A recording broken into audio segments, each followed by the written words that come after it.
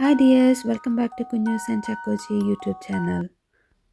അപ്പോൾ ഞാനിന്ന് വന്നിരിക്കുന്നത് പിൻട്രസ്റ്റിൽ കണ്ട ഒരു കിടിലൻ ഫ്ലവർ മേക്കിംഗ് ഐഡിയ ആയിട്ടാണ്. അതിൽ അവർ ബോട്ടിൽ കൊണ്ടാണ് ഫ്ലവർ ഉണ്ടാക്കുന്നത്. നമുക്കിവിടെ ബോട്ടിൽ റീസൈക്ലിങ്ങിന് പോകുന്നതുകൊണ്ട് ബോട്ടിൽസ് അവൈലബിൾ അല്ല. അപ്പം ഞാനിവിടെ പ്ലാസ്റ്റിക് ഷീറ്റിലാണ് ഫ്ലവേഴ്സ് ഉണ്ടാക്കാമെന്ന് ഉദ്ദേശിച്ചിരിക്കുന്നത്.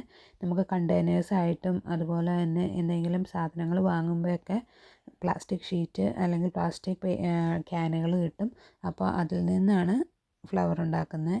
അതിന് വേണ്ടിയിട്ട് ഞാനിവിടെ പെറ്റൽ ഷേപ്പിൽ കട്ട് ചെയ്തെടുക്കുന്നുണ്ട്. ആ പെറ്റൽ ഷേപ്പിൽ എനിക്ക് കിട്ടിയത് 12 എണ്ണത്തിൽ നിന്നാണ് ഒരു റോസ് ഫ്ലവർ കിട്ടിയത്. അപ്പം നമ്മൾ റോസിൻ്റെ രീതിയിലാണ് പെറ്റൽസ് കട്ട് ചെയ്തെടുക്കുന്നത്.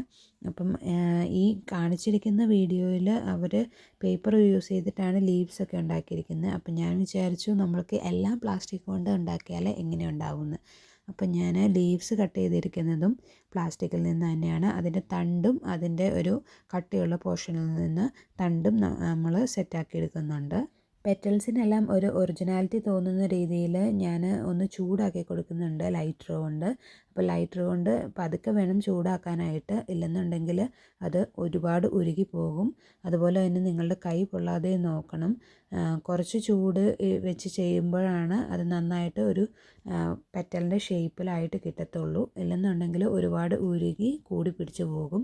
എൻ്റെ കുറേയൊക്കെ കൂടി പിടിച്ച് പോയി, എന്നാലും നന്നായിട്ട് ഒരുവിധം കിട്ടിയിട്ടുണ്ട്. കുറഞ്ഞ ചൂടിലിട്ടപ്പോഴാണ് അതെല്ലാം നന്നായിട്ട് കിട്ടിയിട്ടുള്ളത്. അപ്പം എന്നാലേ നമുക്കൊരു കുറച്ച് ഒറിജിനാലിറ്റി തോന്നത്തുള്ളൂ. പെറ്റൽസ് മാത്രമല്ല, ഞാനിവിടെ ലീഫും അതുപോലെ തന്നെ തണ്ടിന് വേണ്ടിയിട്ട് എടുത്തിരിക്കുന്ന പ്ലാസ്റ്റിക് ഷീറ്റും ഒന്ന് ചൂടാക്കി കൊടുക്കുന്നുണ്ട്. ലീഫ് ഒന്ന് കറക്റ്റ് ലീഫിൻ്റെ ഷേപ്പിലൊന്ന് വളച്ചൊക്കെ കൊടുക്കുന്നുണ്ട്. അതുപോലെ തന്നെ തണ്ട് ജസ്റ്റ് ഒന്ന് കേൾ ചെയ്ത് കൊടുക്കുന്നുണ്ട്. അപ്പോൾ പ്ലാസ്റ്റിക് ഷീറ്റുകളെല്ലാം ഷേപ്പ് ചെയ്തെടുത്തതിന് ശേഷം നമുക്ക് ഈ പെറ്റൽസ് എല്ലാം ഒന്ന് ചേർത്ത് ഒട്ടിച്ചു കൊടുക്കാം. അതിന് വേണ്ടിയിട്ട് ഞാൻ ഗ്ലൂ ഗണ്ണാണ് ഇവിടെ യൂസ് ചെയ്തിരിക്കുന്നത്. പ്ലാസ്റ്റിക് ആയതുകൊണ്ട് ഗ്ലൂ ഗണ്ണ് യൂസ് ചെയ്താൽ മാത്രമായിരിക്കും ഇത് ഒട്ടുന്നുള്ളൂ എന്ന് തോന്നുന്നു. അപ്പോൾ ഞാൻ ഗ്ലൂ ഗണ്ണ് വെച്ചിട്ടാണ് ചെയ്ത് കൊടുത്തത്. ട്രാൻസ്പെറൻ്റ് ആയതുകൊണ്ട് തന്നെ കുറച്ചും കൂടി ഭംഗിയാകാൻ വേണ്ടിയിട്ട് ഞാനൊന്ന് കളറ് ചെയ്ത് കൊടുക്കുന്നുണ്ട്.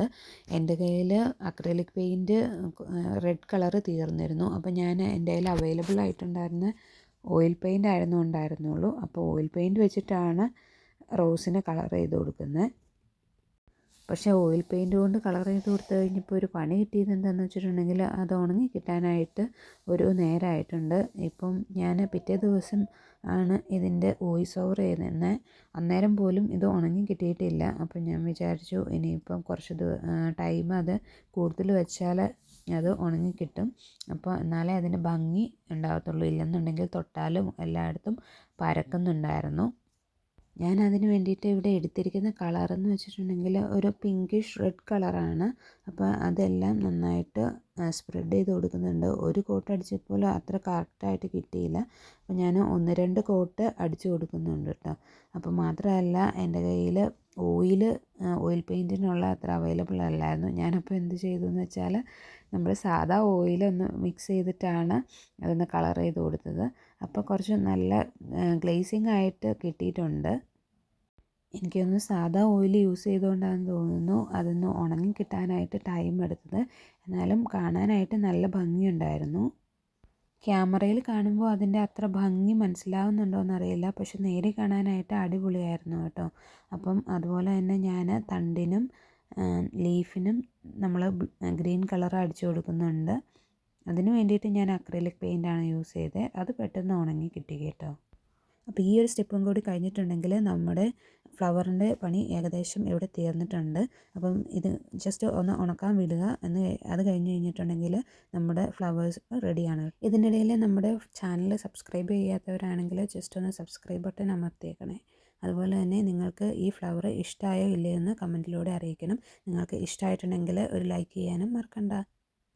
അപ്പോൾ വീണ്ടും നല്ലൊരു അടിപൊളി വീഡിയോ ആയിട്ട് വീണ്ടും കാണാം. അതുവരെയും എല്ലാവരും നല്ല അടിപൊളിയായിട്ടിരിക്കുക. അപ്പോൾ അതുവരേക്കും ബൈ.